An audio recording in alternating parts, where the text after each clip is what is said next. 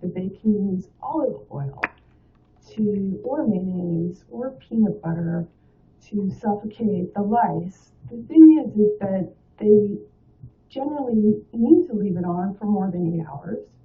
They do strive to do that.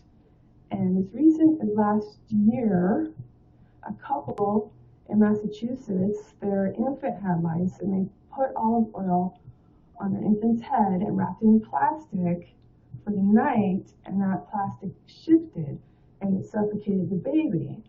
So I like to let people know don't use for $15, throw this in your toolkit at home, your first aid kit. If you've got kids and lice is going around, you don't need to reach for chemicals. You can put this on and it's going to contain the situation. It will kill anything that can move, that is breathing. So,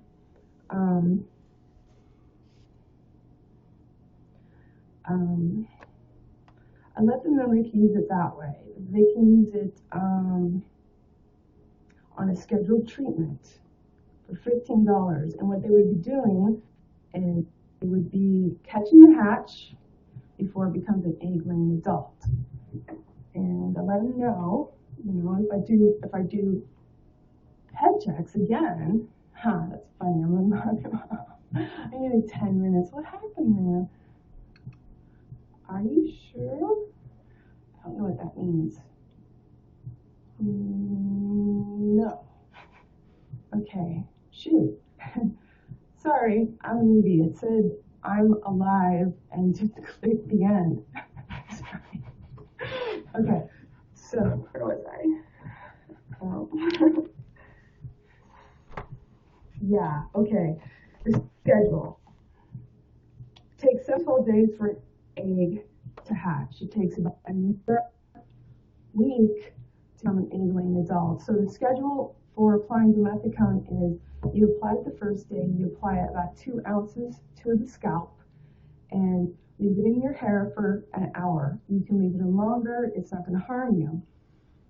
You need to use dishwashing soap to cut the grease, and that'll take care of anything that is viable and mobile at this time. It'll buy you a patch of time, as it were. We started doing this at camp, saying, look, if you've got a camp breakout or you find someone has lice, don't reach for the chemical, reach for dimethicone, and that's going to contain the problem, and give us a call, and we can treat from the beginning to the end of the life cycle using the heat. And if you treat at home, you apply it the first day, and then it's 4 days later, repeat. 5 days later, repeat. 4 days later, repeat. And I'm trying to think if anything else is a metaphor.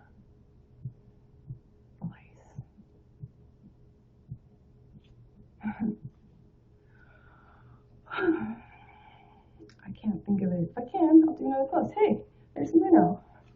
You're cute.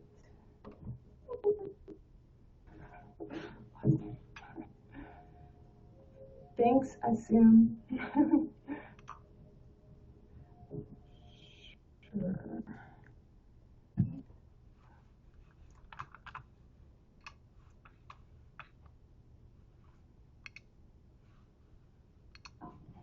Says I'm live. Okay, I thought of a couple other things. A couple of other endearing things about my metaphor for lice, and that is the egg is shellacked.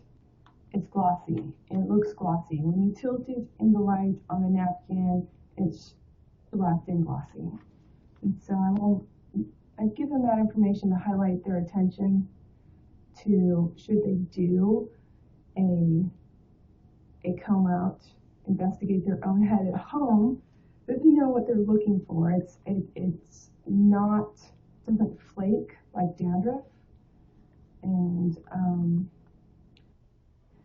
in the case of the white ends, the glue is so good that the egg casings continue to grow out on the hair strand. So sometimes, depending on how the person wears their hair, I can guesstimate when they got lice or how long they've had it. If the hair grows a ½ inch a month,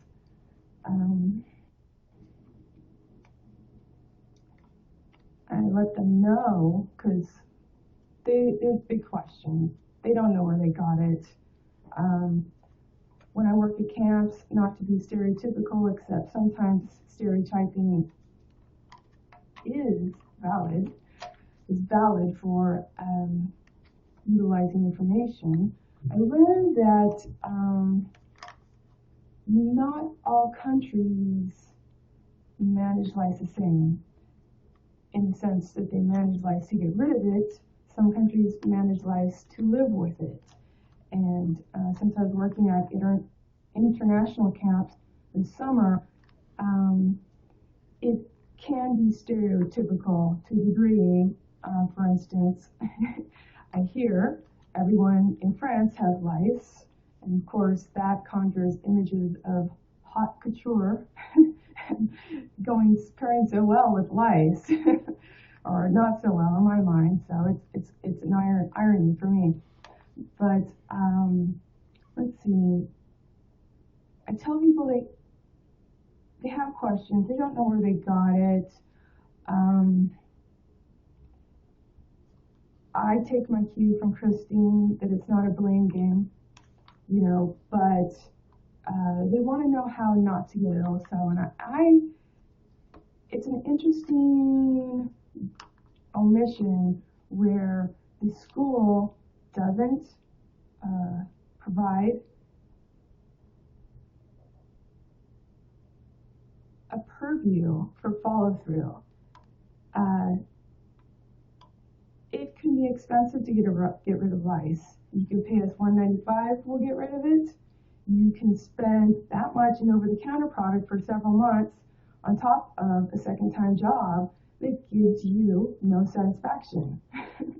So it depends on how you slice your value, your time, your money, your effort, your self-esteem, your peace of mind. If this nags you and you don't get to go anywhere free of your own accord. So it whittles on you. So I get people in there, different ages, kind of learn to sense different sensibility per age, and also I'm aware of stigma too.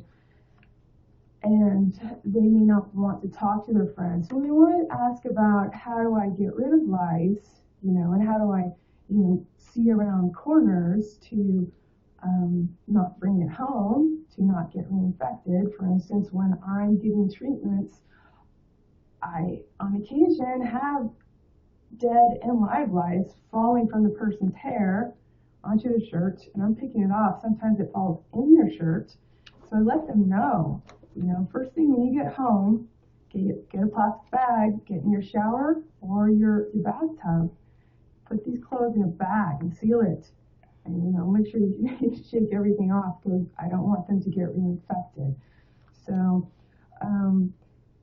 parents are often miffed that their school doesn't say anything, and they don't do head checks. And if they do head checks, it's feeble. It's like taking a little straw and, okay, you look good, son. So they wish that the school would be more prompt and they don't have to say who has the lice, but the lice is going around. They would appreciate that communication. I hear on the other end, that people in the salon, their kids keep getting lice because the other people aren't taking care of it. And I can understand how futile that must be. And I think it's a good metaphor to understand that they can't live off of a host because they eat your blood. And like a mosquito, they deposit a toxin where their blood meal was, like a mosquito, the toxin's in their saliva. And